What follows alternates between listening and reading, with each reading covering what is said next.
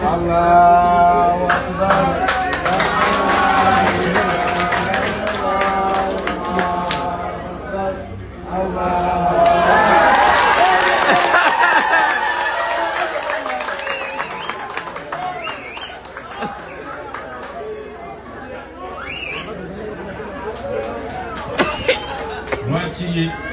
Lwaki ebintu bino mbise kakaaya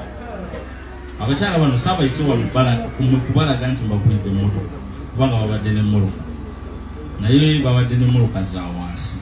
kati nga batakisi babeera waggulu babaliriza mu mutwe nensalawo mbagulire kawundo zino olwaawo